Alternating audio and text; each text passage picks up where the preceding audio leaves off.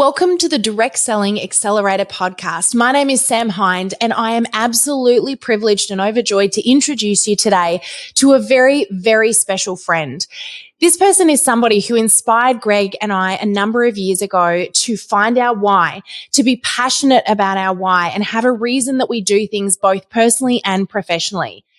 This person shared with us how he found his why with the simple word yes. And he's going to be sharing a bit of that story today. We're also going to share with you an amazing experience that we had together with this person. This amazing individual is Grant Chugg. Grant Chugg is on the board of the Villages of Life project and took Greg and I away with a number of other people for our first and at this point only trip to Africa, to Burundi, to visit the project. He took us on a journey that literally changed the trajectory of our lives professionally and personally, gave us purpose, helped us understand more about our why, and opened our hearts forever.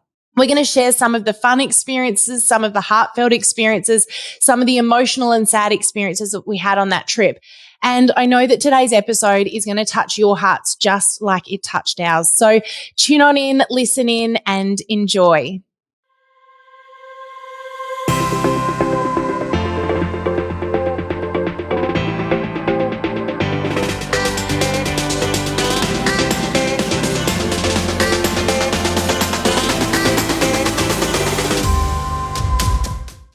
Welcome back into the Direct Selling Accelerator podcast. Thanks for joining us. My name is Sam, and today is a little bit different, but really exciting because I get to introduce you guys to a very special personal friend of both Greg's and myself, Grant Chugg. So welcome on in, Grant. Thank you. Nice to be here.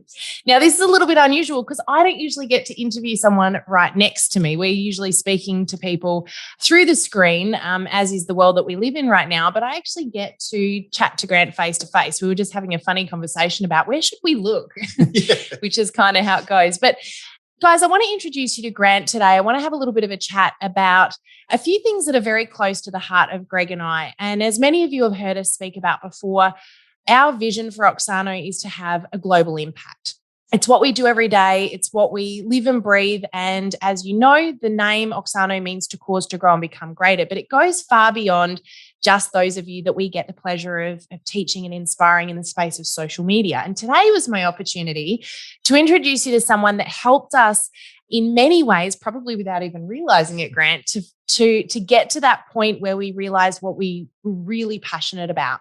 Now, we probably got to know each other, I suppose, on a more intimate level, probably about 4 or 5 years ago now, when you came back from a life-changing trip to Africa.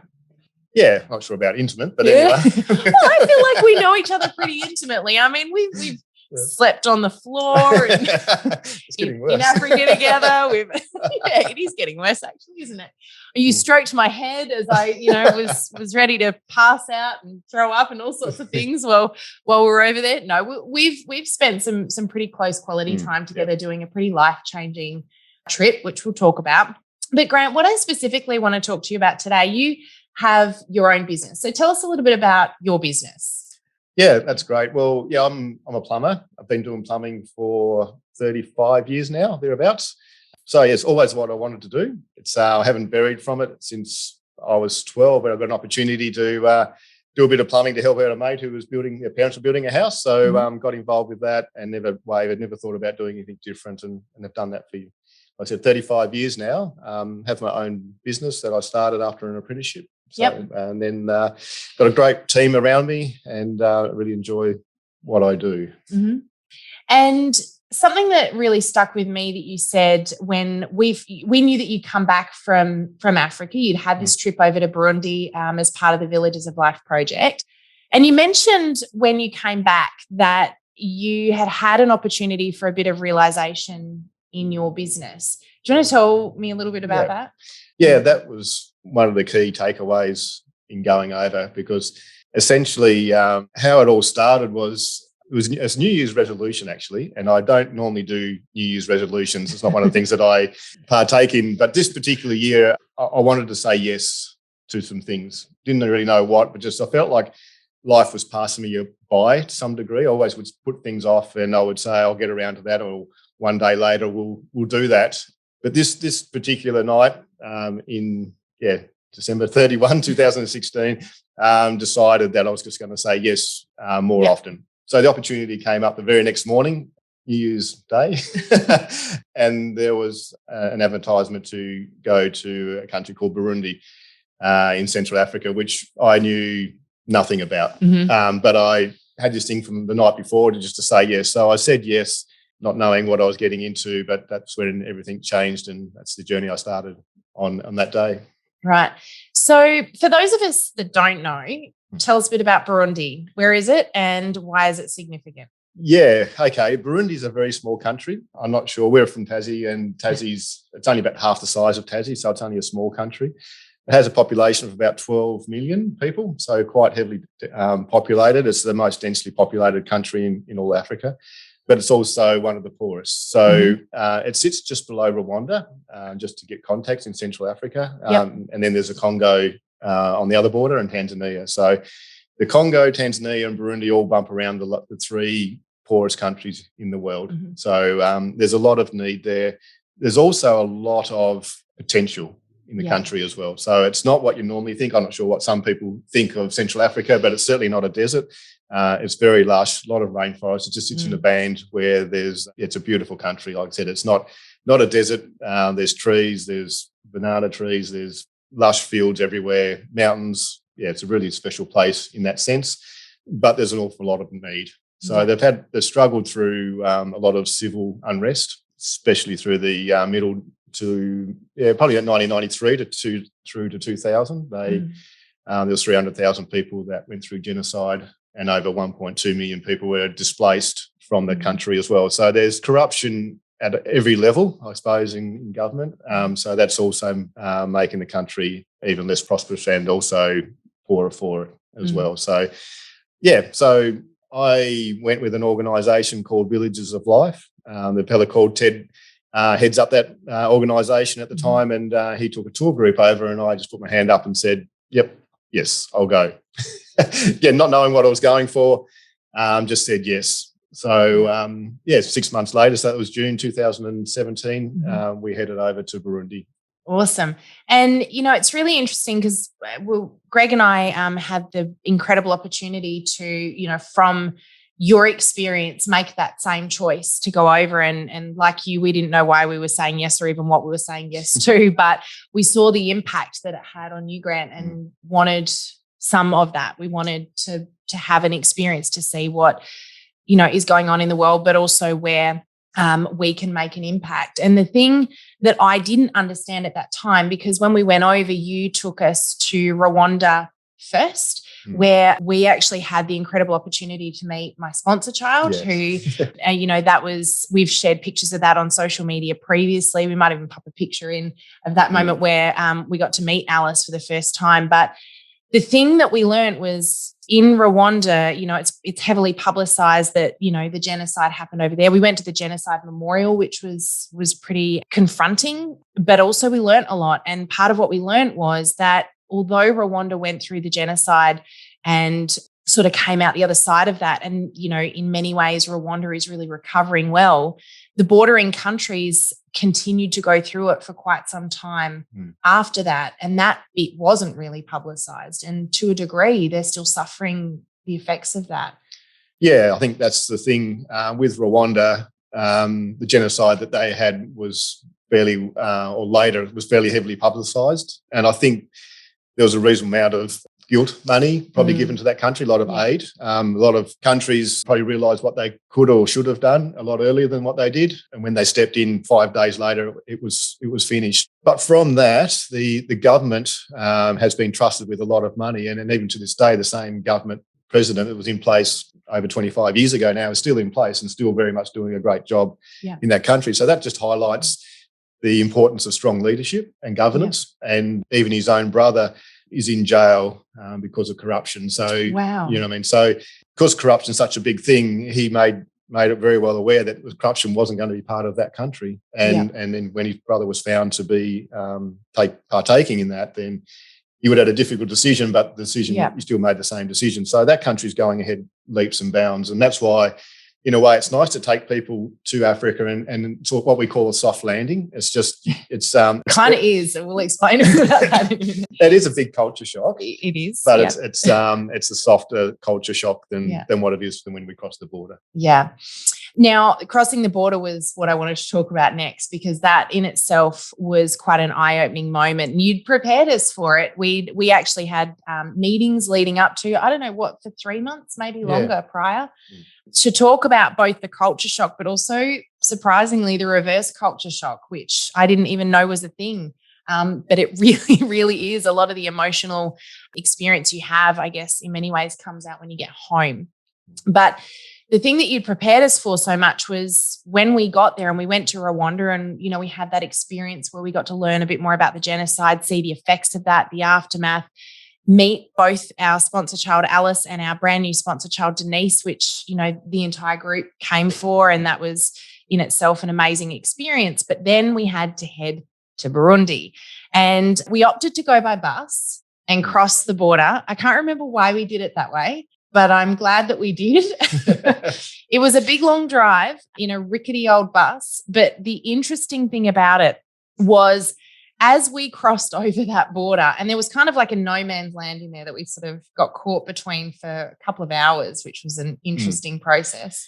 Yeah, we were bringing in a lot of things. We had a lot of supplies, a lot of medical supplies, etc. And of course, we got pulled up, and they had to go through all the bags. And so, that was all a bit of fun. You've got people there with machine guns, sort of, walking around, sussing everything out that you're doing. And we're waiting and waiting, thinking, will we get over the border? But the second we crossed over, and everyone sighed this great big sigh of relief, it was like we had gone and crossed onto a different planet. Yeah.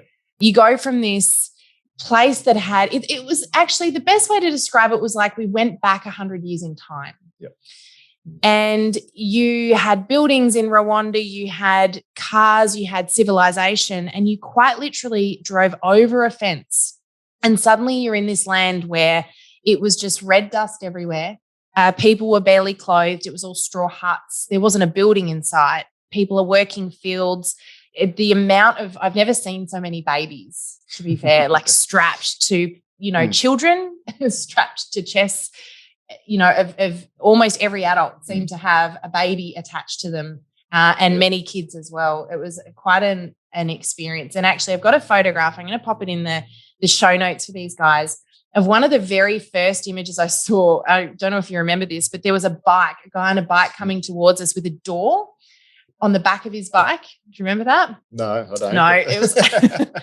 But I remember the whole time that we were in Rwanda, Alex, who was with us at the time, was saying, keep your water bottles, keep your water bottles, keep your water bottles. And I thought, why are we doing this? By this point, because we drank a lot of water in those days leading up, we would have had 100 water bottles floating around the bus? We had boxes and boxes of bottles kicking around our feet and on the floor and up the aisles of the bus. Yeah. But no, you're right. I mean, one of the, as far as preparing the group, you prepare them, say that it's going to be a couple of hour bus trip to get to the border, and then another 8 or 10 hours on the bus on roads that you would only normally do 25 or 30 kilometres on. So it's not a fast bus ride where you just fly through the country.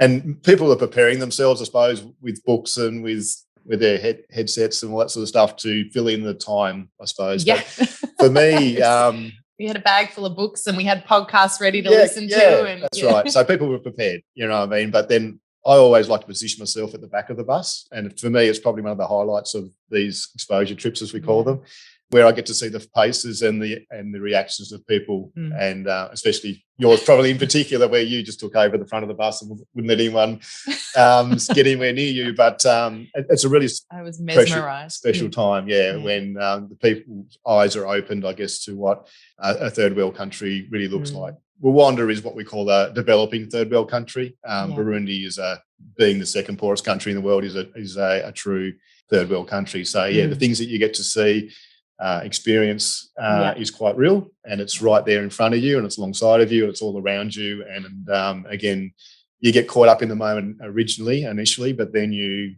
get to take in the enormity of what these people, what their lives look like. And they're very simple lives, very simple existence. Everything about them is simple, isn't it? As far as their economy, their housing, their family, it's all very simple. But it's their life. It's what they do, and we get to Yeah. live and be part of that for a short period of time. Do you know something that really stood out to me when we got there, and aside from that simplicity, there was so much joy in that simplicity in so many ways. But something that I noticed, and you did prepare us for this when we got there, that they like to touch. Even in that, I remember when we were in that no man's land between the two borders. Do you remember I turned to you and I said, "Why are those two guys holding hands?" I said, I would have thought over here that would be a less accepted thing than at home. And you said, no, they're brothers. I said, what do you mean they're brothers? How do you know that? And you said, no, because everybody in Africa is constantly touching. They're hugging, they're holding hands. And you notice when you look at anyone walking down the street, man, women, child, doesn't matter, they're holding hands or they're hugging and they're touching in some way. And you told us to prepare ourselves for the fact that when we get there, they're going to have their hands on you. And you couldn't have been more right. It was like if you didn't have a hand on you somewhere, a child holding you, an adult touching you, it felt strange. Where are all the people? And everywhere we went, we had people on our arms, holding us, touching us. And something that I noticed when I got home was we are so programmed in Australia to have our bubble, to have like our personal space. It's kind of this, cultural thing. And yet when I got home, my reverse culture shock, the most obvious thing I noticed was that I felt lonely because I didn't have people constantly touching me. And I realized at that point how much human touch is such a big need that we actually don't get. And in coming out the back of that, I've noticed it a lot in the last 18 months where we've actually been programmed not to touch each other because of this whole, we won't use the C word today, but it made me realize that over in a country where people should have got every reason in comparison to everything we have, they seem to have every reason to be miserable. They're living in houses that have no roofs. They're living in the dirt. Many of them don't own clothing, feeding themselves. I was getting to the water bottles. They don't have a source of water. And so our water bottles were powerful for them because it gave them a container to hold their water in. So the kids were able to go to their local water source that for some of them could be 10 Ks away, fill it and get back and still have some water because they weren't, drinking out of their hands. And so to me, I'm thinking, why is there not more suicide? Why are they not more upset, sad? Yet they all had this great big smile on their faces and they were so happy all the time. And I realized they understand the importance of community and human touch. And that was so powerful to me to realize that. Yeah, I think that's one of the things that gets stripped away from you when you go to these sort of trips, when you get exposed to these sort of cultures that we have in Western eyes, have everything really. Like we have all that we want, but we want more and we're not satisfied with what we have. And this constant pursuit of more stuff, more things in our life that potentially is trying to make us happy and fulfill some things. But deep down, we need to be connected with each other. And that's where the fulfillment is. And when you see a child or a mum that has virtually nothing in our eyes, in their eyes, they have all that they need. And there's a saying that I learned probably even on the first trip is that we need Africa a whole lot more than Africa needs us. And it's so true. It is. And it's a selfish for me to take these trips. I mean, I'm actually withdrawing so badly because I haven't been able to go for 18 months now. But to take these trips and meet people on these trips is what I need. It's not necessarily, I mean, they love to see me come, but it's not what, I mean, that's one thing, but it's as a selfish type thing, I need to be topped up. I need to have my emotional and purpose-filled tank refilled again. And it just brings you back to centre every time by going there. And I guess, and that was from the very first trip. And actually, I think, Sam, you were one of the first persons actually outside my own family to talk to about it. So I remember that day quite clearly that you were probably the unfortunate one that asked how it went, and you got it all. I remember it too, and I actually soaked it all up because that's the thing. I think passion is really infectious, and what you realized at that time and what I realized by listening to you is that you'd found a purpose in your life and in your work that went far beyond anything that probably even you could comprehend. And that was really powerful for me. And I wanted a part of that. Yeah, that's what the realization was for a long time in business. And I still get people very regularly coming to me and say, what's your why? What's your purpose? Why do you do what you do? And And it's such a hard question to answer. Like I'd been searching for years, sought out business coaches and all sorts of things on how to find your why. And no one can really tell you your why, because it is yours. It's not someone that can say, oh, this is mine, you do what I do. That's not what it is. So it's quite a difficult thing to find. And I found it by accident. Well, accident, intentional, looking for something, I suppose. But I didn't go there to find my why, but certainly came back with it. And once you have that and know what that is, then especially if you're in business, I mean, beforehand, my why was my people. You know what I mean? My people were the most important thing. And to take an apprentice, for instance, who had a very low skill set over a period of time, teaching the skills that you need for a trade, and see them come out the other side as a tradesperson was very fulfilling for me. And you see other people who, again, have that skill set who can teach apprentices, and you can see them move forward and see how they're passing on their trade and their skills to younger people. Again, very fulfilling, and I've done that as well. And that was my purpose, I thought, which is still the case, but to have a bigger why, and that's what it needs to be. Your purpose needs to be bigger than yourself, and that's the key thing. One of the things that I learned about it is if you want to get up in front of your team and tell people your why, some people's whys can be, I want to retire at 50 and I want to have my yacht and my helicopter and my holiday place or whatever that might be. And but you need to get up in front of your team and say, okay, everyone, listen up. This is our new purpose in life for why we do business, and it is for me to retire at 50 and have all these nice things. Well, I'm not sure about you, but I can't imagine my people getting super excited about that. And that's what it needs to be, something along those lines. You need to be able to get up in front of your team and say, this is what we're here for. This is what we're a part of. And you can do that, and then they buy into it and they enjoy it, and they actually coming to work and doing their job or their task. That's one thing. But if they know in the background the business is contributing or being part of something much bigger than themselves, and it needs to be bigger than you. I think if your why or purpose is about you, then it's going to be a bit shallow. And it needs to be a larger, something that you, apart from you, that needs to be tied to. So if that helps in trying to articulate what it can be. But if you can get in front of your team and just say, this is what we're about.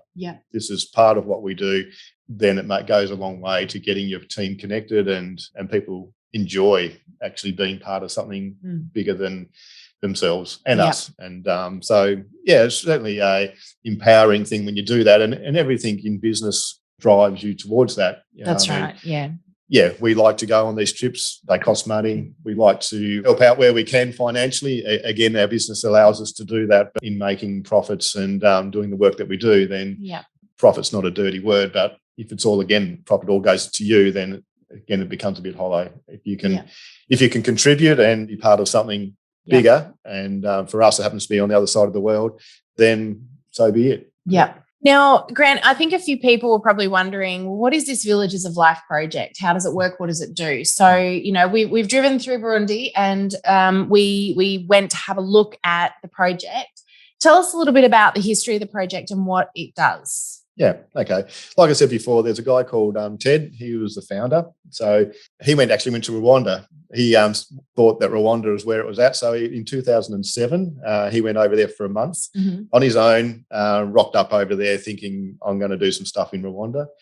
He got a phone call from a guy called Freddie, who heard that this Australian guy was in Rwanda wandering around and looking for something to do. This guy Freddie called up Ted and said, Rwanda's got plenty of help.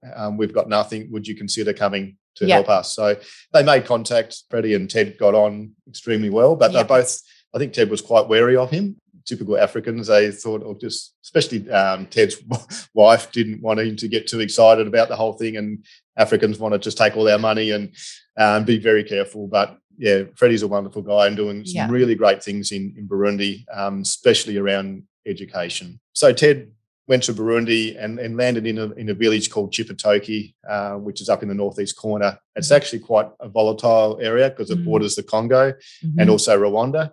So quite often raiding parties can come across the lake and come straight into the country. And because it's on the border, it's quite isolated and not well protected by the military and what have you. So and Ted actually said, I will go anywhere in the country but not Chipatoki, because he heard reports about what was going on. And then sure enough, Yeah. He verbalized it. That was the anywhere else but then then Freddie said, I've got this great project, we've got land, it's in Chipatoki, that's where we're going. And so of course that's where it was going to be. So Ted got started early days, and he started an orphanage, and then that just continued to grow. So he was doing that really on his own. He's doing all his own fundraising. Ted was a builder, so he would build spec homes, and the profit he make off spec homes would go to build other homes in our project. So started with an orphanage, and then went to a primary school. Sorry, I'm just going to interrupt for a sec, because I want to talk about the orphanage for a moment, because it's a little bit different how he set it up, and I think it's really special. One of the places we spent most of our time was actually in the Homes of Hope orphanage over there. And we don't like to use, we got corrected all the way through, don't call it an orphanage, because we don't want these kids to feel like orphans, because they're not. The way that this Homes of Hope works was that they would set up a home. They would build a home that had a living space, a kitchen, and bedrooms. And then they would put a mama in each home, and she would be allocated, is it 6 children? Between 6 and 8. Between 6 and 8 children. And they would, so in this little village, I suppose you could call it, it was like a small village in itself. There are how many homes now? I think there's 8. And there's another one we're about to build, which will be our last one that we're going to build in that home. So, but again, as the kids are getting older now, we're realising that the teenage girls and guys need to have their own home. So when they're all 7, 8, and 9 or whatever, it's not so as bad. But now, as they're getting older, they need their own space. So we're building them another home. We built one last year, and then we've got funds now to build another one. And built the one for the girls. Now we're going to build one for the guys. But that'll tie up that project as far as the Homes of Hope goes. But you're right. The orphanage is, people relate to an orphanage when I say orphanage, but it's not what we are. No, not in any way. And each of these kids has their own family, with their own mama in the family. And there's one papa in the village, Christoph, who plays the father figure for all of these children. So the mum does the everyday stuff, and then Christoph does a lot of the teaching and nurturing and the jobs that a dad would do. He plays with them and hangs out with them, and he's got his own wife and children living on site there as well. But he's been recruited to sort of play that father figure for these kids. It's just such an unbelievable, we spent days there playing soccer with them, face painting with them, hanging out with them. And those kids they're just so settled and joyful. It was just an amazing experience to watch. Yeah, it is. Those kids are, let's be honest, they wouldn't be here if it wasn't for Village's life. They'd all be dead by now. So that's the reality of it. They've been given an education, given a safe place, got a roof over their head, get meals every day. Even just see the other kids who would love to and longing to be or have the existence that these kids are provided and with. They hang over the fence and they just look on in, because these kids have been given an opportunity that is incredibly rare over there. Yeah, and I guess it's heartening when you hear the stories, the backstories of each one of these children as to how they became to be there. Obviously, often relates back to not having parents. Some of the kids, we don't know whether they've got parents or not. Quite often they've just been abandoned. Some of them obviously we know, but a lot of them we don't. They've just ended up with aunts who have tried to look after them but can't look after their own children, let alone an additional one. So then they end up on our doorstep for us to potentially look after. So and I interrupted you, but I think you're about to talk about the fact that if you walk across the road from Homes of Hope, you then have the school, which was built by the project as well. Yeah, that's right. So it's called, because we have Homes of Hope, which is our orphanage or our homes, but then we have Future Hope School, which is the next thing. So all the kids at Homes of Hope get to go there. That school has just grown and grown, and we've just managed to try and build it as we've gone along, but it now has 700 children in that school. Yeah, so it's not just the kids in Homes of Hope, it's also there are children that have got scholarships in the local community and surrounds, don't they, to come to that school. That's right, yeah. So there was an opportunity given, again, around our local community and influence, I suppose, for those who wanted to get involved in that. And scholarships was a great way for people to get in on, I guess, an entry level at $35 a month to do that for a 2-year commitment, and people responded to that, and that again that enabled them to go and find kids to go to the school. Unfortunately, there probably wasn't a lot of guidelines given to them about that other than just go find some kids to put into school. And they went and found the kids that obviously couldn't afford to go to school, but they actually found kids that probably were on the brink of survival. Yeah. And so that created a whole new problem. That it did, yeah. Like we had, or 1 year, or last year it was. I remember telling the story, one of the kids had to be revived during school because he passed out through malnutrition. And obviously they knew that he wasn't well, but he actually passed out and had to be revived. And this is in the classroom. So there is a feeding program that's been introduced now around that. Just to, I mean, again, a kid that comes to school needs to come to school with a full belly in order to learn. Otherwise, the attention level is all about survival and how can I find my next meal. But the school only, I think it was only 2 weeks ago that the school was rated again, and our school has been rated the best school in our immediate province, but up again on where we were last year. So we were ranked 9th last year in the whole country as far as the best schools go. Our school obviously is a private school, so people have to pay to get tuition. But again, if you get a high ranking, then the parents who want their kids to have an education want their kids to have the best education. So then they all pull kids out of school and try and get them into ours, which great problem to have, but we need to build more classrooms and to facilitate that. So, but yeah, we have another school that is, well, it should have been completed except for the C word that got in the way. Now, this is the trade centre, right? This is a trade centre and senior secondary school. That's right. So that was due to be completed about September last year, but because we couldn't get over there, like we had a trades trip ready to go in March last year. We were all geared up to get on a plane and head back on over, and something came up. That's right. So it was very disappointing. Obviously, there's a large amount of skills that we're going to take over there to finish that trades training centre off, and very disappointed that we weren't able to go. A lot of excitement about that, but so I guess the wheels have slowly ground down to a halt, and we had to halt construction. But that's all about to go again, and by the end of this year, we'll have all that particular buildings and also senior secondary completed. So that will allow for future expansion of our school, and that will then bring our school to completion by the end of the year. So that's a real exciting thing for us, because not only do we have the school, we have a farming community, we have fish farms and just normal farms, chickens as well, cows and goats and that sort of thing. And the kids are all being fed off that farm as well. There's actually, can you just talk to us about cows for a moment? Because I found this really fascinating, the culture over there. Can we talk about the cows? Yeah.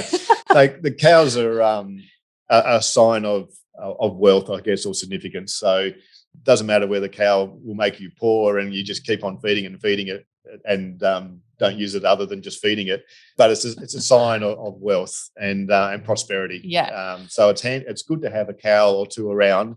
I think we got up to nearly 13 cows, and so they're busy feeding these cows and they wouldn't let them go, right? Because it was like, no, we want people to see that we're doing well. Yeah, that's right. We want the Western societies that we want to be seen to be doing well at the expense of I mean, we're employing people to feed cows that they don't do anything with, but other than they look good. But it does give the kids a sense of security, I suppose, that there's some wealth or strength in. You did have to take a cow out of the school at one point, right? Because all the cows were on the school, and they would. Yeah, obviously cows aren't domesticated. They didn't always like kids hanging around them and whatever. Kids didn't seem to mind, but I mean, you didn't want to go out there and see a kid that was pushed up against the gate or something like that because of a cow. But we had to move them away in the end. But again, that was our thinking. Their thinking is no, leave the cows at the school because the kids need to see the cows. But now we take the kids down to the farm to see the cows. So, but it's all part of what we're trying to teach them as well about being self-sustainable, and that's why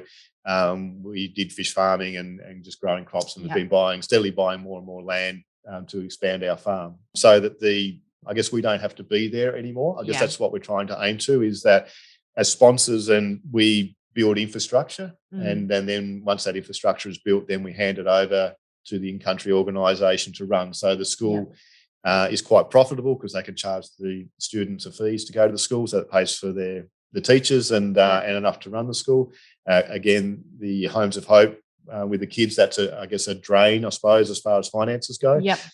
So that's why we set up the farm, so that they can make money to support the Homes of Hope and the children that are in that. So it's all sustainable. And I love that. I think that's such a powerful part of the project, and probably one of the things that really drew Greg and I, because as I said earlier, we believe in causing to grow and become greater. So it's not just about giving and having this constant money pit, but the thing that's incredible about the project that Villages of Life have set up, and Ted with his early vision, is that the aim is that we can walk away at the end of the day and have that community be able to continue running the project because it's self-sustaining.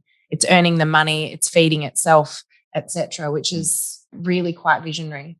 Yeah, it is. It's but that vision is coming to an end. Yes. Again, at the end of the year, we want to. I mean, Chipatoki will always be a very dear part of Villages of Life. It's taken us 13 years or nearly 14 years to get to where we are. Yep. So we're certainly not going to walk away from it. And the children that are in the home, some of the kids we've grown up with on the journey. But we have got a new vision as to where we're going and what Villages of Life is all about. So I can talk to you a little bit about that if you like. Yeah, we want to hear about it. I'm going to first do a bit of a podcast thing. I'm going to lift your microphone up here because I feel like it's doing the Grant, tell us a little bit about, we're about to go into, sorry, we're covering your face now. I'm doing well, aren't I? With regard to the project, you've obviously got the project that's been in existence, and we're just about to go into the main fundraising event, which was what sort of inspired me to do this podcast episode with you today, because it's a good opportunity for us to share a bit about something that's very close to our heart. But there is one fundraising event that happens every year that is the key fundraising event to support this project and what's been happening and going to happen. And that is happening on the 11th of September this year. We'll talk a bit more about that in a moment. But this year's a very exciting year because there is a new project on the horizon now. Yeah, that's right. So essentially our vision has changed. It's actually, when I say changed, it's actually going back to the original vision that Ted had, and that was to do education. Mm-hmm. So I guess we've gone away from that a little bit with building orphanages and farming and all that sort of thing, but we're coming back to centre about education. So education is what's going to change Burundi and other countries like that. So it's a longer term fix, but it's really the only way that the country is going to pull itself out of the hole that it's in at the moment. So to get a country to get to prosperity, then you've got to teach them, you've got to grow leaders, and you've got to inspire them to make that change in the country. So we're embarking on building schools, not just in Burundi, but initially that's where we'll be, but we will branch out into other areas. But our vision is to build 20 schools in the next 10 years. Wow. So, okay, that part I hadn't heard. That's amazing. Yeah, so it's and our first school is going to happen as a result of the fundraising that we're going to do at our ball. So each school will cost us around $250,000 Australian to build. If anyone's got a spare $250K hanging around, you can build a whole school. Yeah. Or if you've got $500,000, you can build two. But we're all about goals. Well, that's it. When you think about it, to build a school, and again, this school won't be completed. Again, our whole idea and our vision is that there's got to be some buy-in from the local community. Yep. So the local community have to donate the land, which this next one has. Yeah, so you've received the land now, which is amazing. Yep. So they've come forward and said, here, take our land. We want you to help us build this school. That's right. I just want to touch on something for a sec, because we come from a culture where every child has to go to school. Yep. And that is not how things are over there. To be really clear, most children never, ever have the opportunity over there to have any education at all. Yep. And in fact, we at one point, Greg had to do some wiring in the Homes of Hope. You remember this? Yeah. And he needed to find an electrician to help him. Turns out that their electricians don't actually know much about being an electrician. And here they were trying to insulate the wires using old texter lids. And they weren't sure which wires went where. And they're testing which is the live wire by.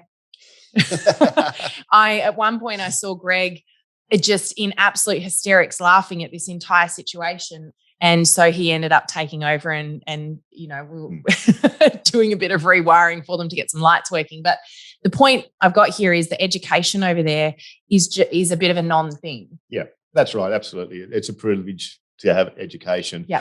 There is state-run schools, but that level of education is at a fairly low level. So for a child to have a private education is a massive difference. Like In the public sector, there'll be well over 100 students in every classroom, and they're packed in. And obviously, challenge of the teacher would be to get everyone's focus for the children, and the disciplinary actions that go with that aren't particularly nice to see. But that's just what they've got to deal with. But if you get them into a private classroom where there's only 35 in our classrooms, then obviously the level of education is a lot higher. But I guess in part, in what we're trying to do is there's no point putting a school in a location where socially they can't afford to send their children to school, even though there's huge need. That has to be identified as well. But if the parents socially can't afford to fork out the money to get the kids to school, then it's not going to work either. So that's all part of our due diligence to find a community that desperately needs a school, find a community that can afford to send their children to school, and then partner with an in-country organisation to deliver the education, because we're not educators. We build stuff. We're construction focused, so they can't afford to build the buildings to get started with. So we build the buildings. They then bring the students in, teach the students, again becoming self-sustainable. But part of our vision is that we only build enough classrooms to get from prep kinder through to grade 3, so that then they can find children in that area, because you're not going to find children that are educated to grade 5 or 6 because there just aren't any.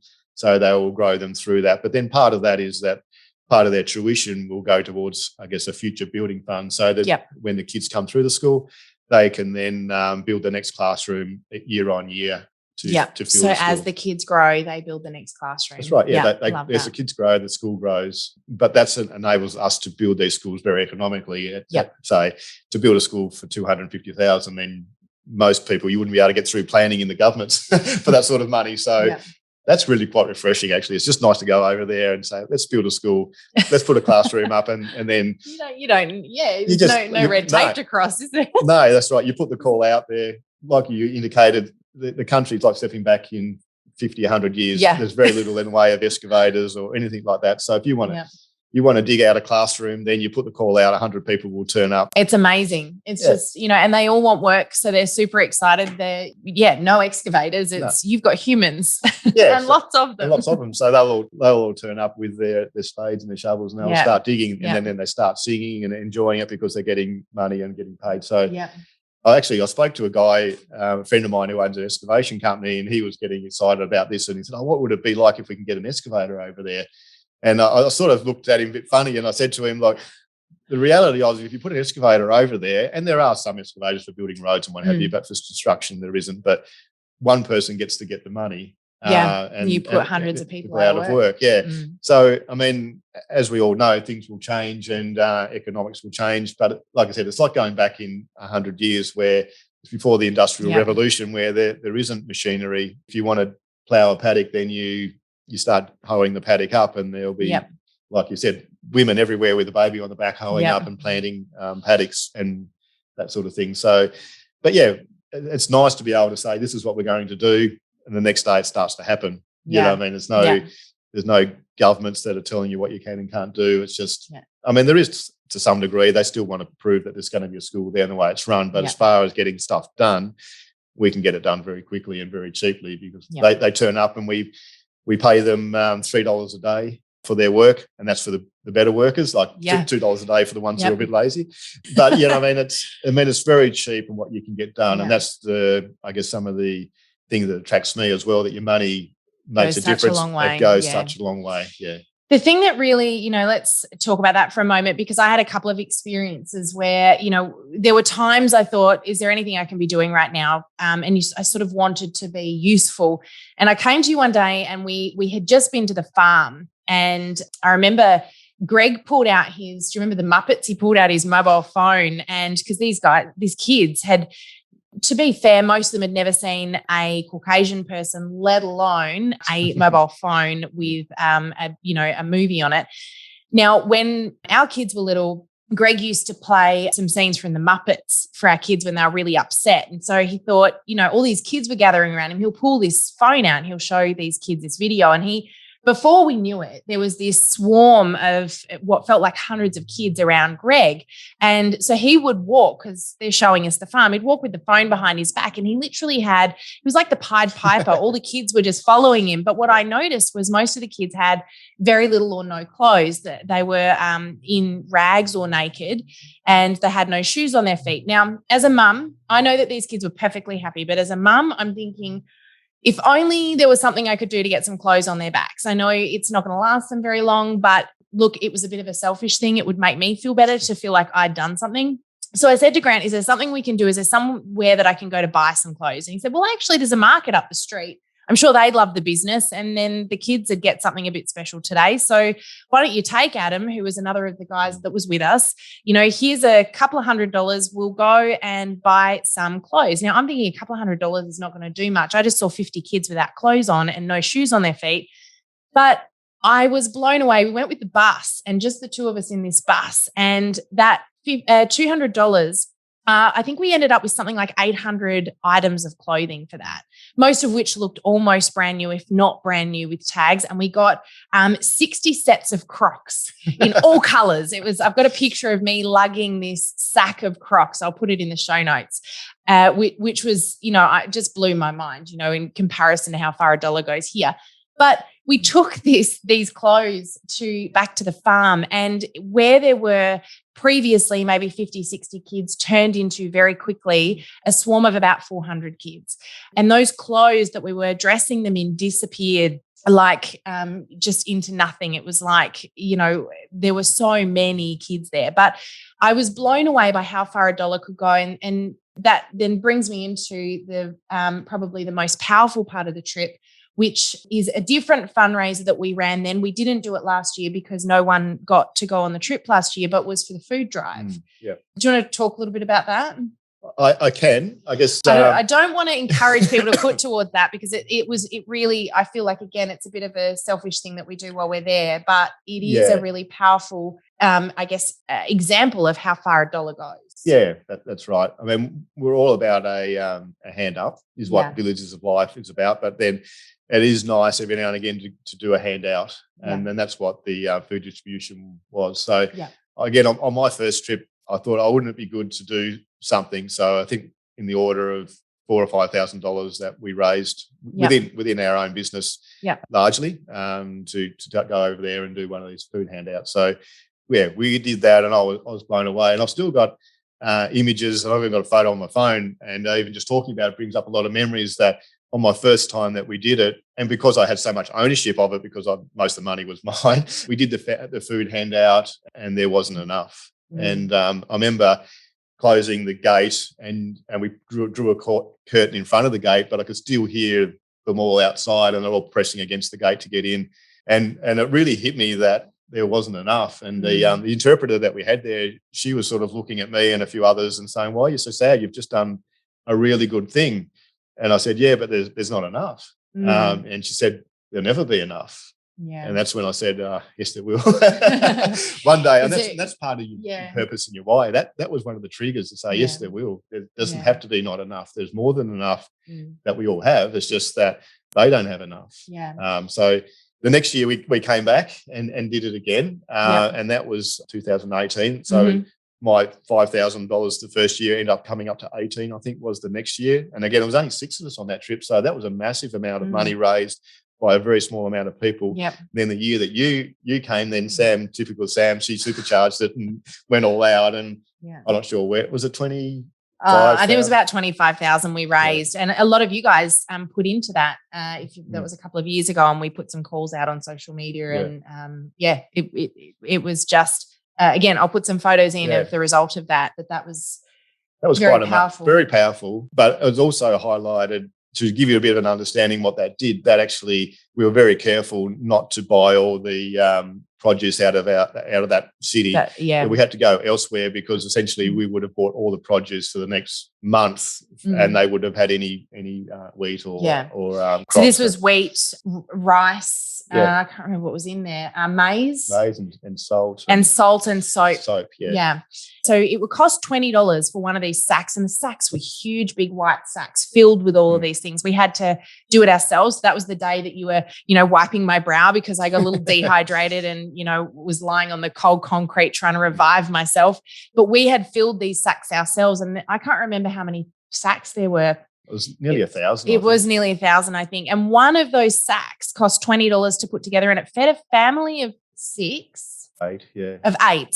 for a month. A month, yeah. Which, put that into context. Think about it. $20 to feed a family of 8 people for a whole month. And people would come from all over to come and collect one of these sacks. It was just, some of the imagery we've got of them, and they walk back home. Some of them, how far away had they come from? Some of them can be 10 kilometres away. They'd walked for, a day or so to get there and had camped overnight outside in order to get one of these sacks. And they knew not everyone would get one. So it was quite we had to go to all sorts of lengths security-wise during this process. And I remember at one point the gate, do you remember we'd shut the gate and they managed to all get against the gate and push it open to try and get in to see if there were any more sacks. It was, again, it's one of those things that I'm right there with you. We're really passionate about causing people to grow rather than, handing out. It's about that handing up. But this was such for me, a lesson of understanding the weight of the dollar, but also the part of that process that was most powerful was actually walking around with everybody that day, because you'd hand the sacks out and everyone would just sit there and wait. They weren't allowed out till everyone had received their sacks, and it took the whole day to do it.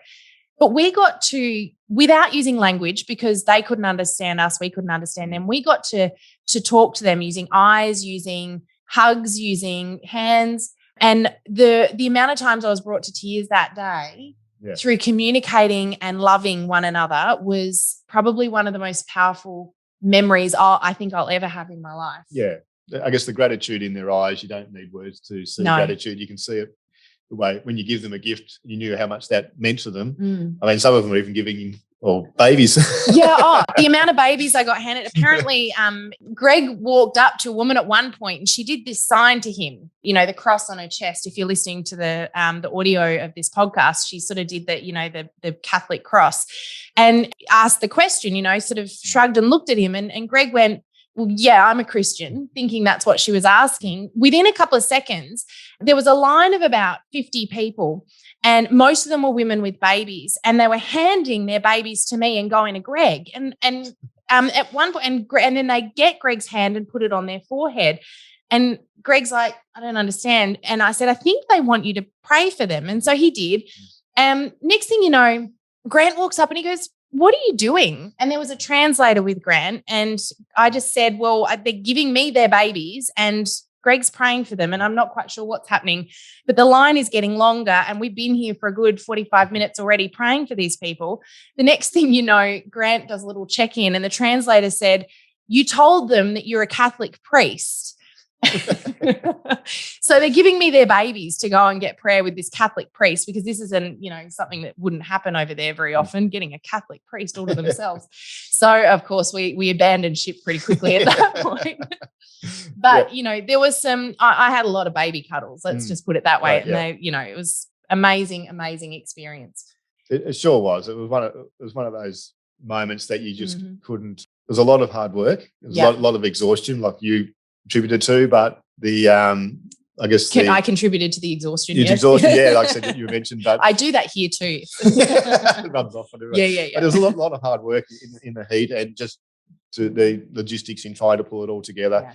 And again, I guess as Westerners, we're good at logistics. It's something that we do well. We're well at organising and planning and that sort of thing, and that's not what they're good at. You know what I mean? No, we learned that firsthand. It was a rather interesting process. Yeah, they knew that we were going to do this months out in advance and say, okay, get together. This is how much money is going to come. Make sure you get it all together for us. And then with the day that we're going to do it, oh, no, we can't do it that day. We'll do it the next day. Oh, okay, let's do it the next day. But then then there wasn't enough, was there? Like they hadn't bought enough, or they realised. We had ute loads going out all through the day to find rice, find maize, find salt. Yeah, it was quite an amazing process. But I do want to talk, you talked about logistics, and we've been yabbering for ages, Grant. We're very good at talking, Grant and I. We love to have a chat. So we will wrap it up very shortly, but I just want to talk a little bit now about our key fundraiser, because there are some people, I know we get asked a lot, how can I contribute? How can I help? Tell me more about the project. And, if this is something that you've listened to and you've gone, hey, you know what, I'd love to know more. I'd love to know how I can contribute. We do have one key fundraiser that we do each year, and that's the Villages of Life Gala Ball. And we hold that predominantly in Launceston in Tasmania. Yep. That's happening September 11 this year. Yep, that's right. So, it is our major opportunity to cast vision, I suppose, to the people that come. And and the generosity that's in the room is truly spectacular. You know what I mean? People it is incredible. wanting to outbid each other. But it's not about that. They know where the money goes. And there's a certain level of trust, I suppose, within our community of who we are and what we're about. And the generosity that gets given to us is truly astounding. Like it was only not last year because of COVID was reduced event, but the one before that we raised $278,000 on the night, which is, for a small community, it's an amazing figure. And even last year was 130,000 with, like I said, with reduced numbers. So that does enable us to go a long way to getting what we're going to do. But our vision now is becoming bigger, and the people in and around Launceston, where we're at, I don't think can support that vision. I don't want to not say they can't, but I mean, it's a great opportunity for other people to be involved in it. And that's what this is about. It's about having a global reach. And when Sam invited me to have a talk to you guys, I thought, well, that would be a great time for us just to talk about that. And who knows, there's plenty of people that might resonate with and say, I believe what you're doing, and I know that the money will get there, and it's a big thing. A lot of people who give money, then that money doesn't always hit the ground, but with us, then it does. And both of us can testify and seen firsthand the difference that it makes and how far the money can go. But I guess with what we wanted to do now, then we're looking at $500,000 a year to fund our vision for the next 10 years. So, but that's going to make a incredible difference. I can't wait to see the difference looking back in 10 or 20 years' time as to what we have done, what we've completed, the schools that we've put in place, the education, and the leaders that are going to come out of those schools and see where this country and other countries as well. Uganda is another country that's on our radar that we'd like to get into as well, not too far down the track. So, and who else knows where we'll go from there? But essentially, we're looking to get this to raise enough money in this next ball to fund the next school and have it up and running by the end of start building at the end of the year. Yep. So the goal this year, I believe, is $250,000. That's the aim at this year's ball, which is being held on September 11.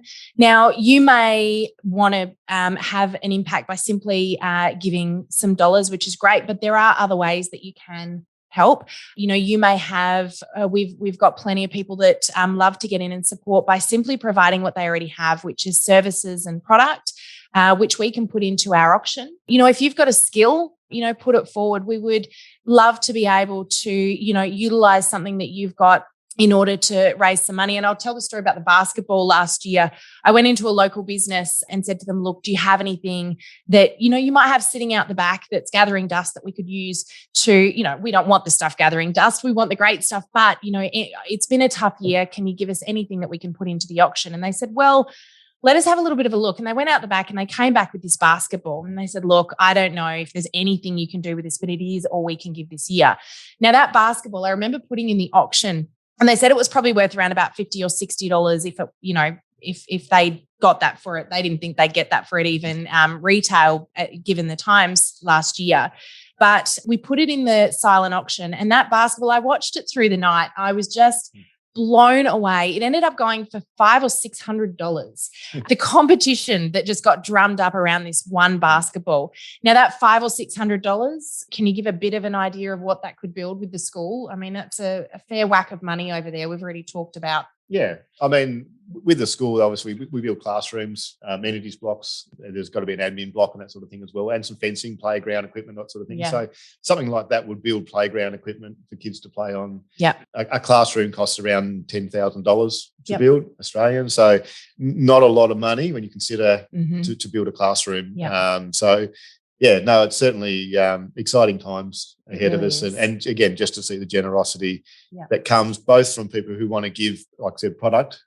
They may not be able to be in the room or be part of it, but they've certainly been contributing and a part of what in delivering our vision. And obviously the people in the room that buy and very generously as well. So yeah, I guess there's something special about what Villages of Life do. We have a cake auction, which is probably iconic. Iconic for Villages of Life, where you get to buy your own dessert and the cheapest one I think goes for about $1,000. So if you want to eat dessert, you got to cough up. Yeah, that's right. It's amazing how people get behind this every year. It just blows my mind and opens up my heart. It's amazing. Yeah, and that's right. And it's just that generosity. It's not. I mean, you get people who have never been before and think, well, that cake's only worth $80. Why are we paying any more than $100 for it? You know what I mean? But it's infectious. Those people, get to learn what it's about being generous. And again, they won't get a dessert if they've got $500 on the table. So, but it's young people as well. That's what I really love about what we do. The young people want to come. They want to be part of this. And that's, again, part of sharing vision as to where we're at. And we get a lot of people that have supported us through the whole journey, really. Have been there since day one, but there's new people coming on board all the time and getting caught up with what we're about and what we do. In a little country in Central Africa called Burundi. So it's quite amazing. So look, this might just be a matter of, you've really enjoyed hearing about this, and it might have sort of sparked something in you, to reach out in a different way to a different organization, and that's all great. But it might be that you think, how can I help these guys? In which case, we'd love to hear from you. And there's lots of ways that you can get involved, whether it is donating, whether it is attending the ball and just taking on a bit of that vision, or whether it's providing some product or service for our auction, or maybe even sponsoring the event in some way. We'd love to hear from you. But, the most important thing, Grant, I think, is that we've had the opportunity to share a little bit about the vision of Villages of Life and the story. And I just hope that, in some way it's been impactful for our listeners today. So thank you. Thank you. No, it's great to have a chat. And it's easy to have a chat, isn't it? We do find it easy to chat, yes. Is there anything else you'd like to finish off with? No, I think it's just once you know your passion, even this is just an outlet for sharing your vision and your dreams. I guess I've learned to dream big, and that's part of having a big why. You don't limit your dreams anymore. So do that, dream big, bring other people on the journey, and enjoy life. Because life is short and it will pass you by. If you don't say yes to some things, then you'll find out later on in life that you wish you had. So just say yes. Yeah, I love that so much. What a great. Actually, I think that's what we'll title it. Just say yes. We'll that's what we'll call this podcast episode. I think that's a perfect title. Thank you so much, Grant. This has been awesome. Aside from the fact that I get to catch up with you, it's always great to have a chat. But and to reminisce as well. We were hoping to have been back in Africa in the last 18 months, and when we don't know, do we? When we'll get back. But for now, we know that we can continue to have an impact, and that's what we're really excited about doing. So, I love that message about find your why. I think that's a really good, little reminder. If you're a little unsure about why you're doing what you're doing in your business, maybe it's a time now to stop and think about why it is that you do what you do. Because, as Keith Abraham, another good friend of mine, says, when the why becomes clear, the how becomes easy. So thank you so much, Grant, for joining me today. It's been such a pleasure to chat, and a bit of a different episode for you guys. I hope you've enjoyed this today, but thanks again for tuning on in, and we look forward to seeing you all back on the podcast again next week. But God bless, and bye for now. See ya.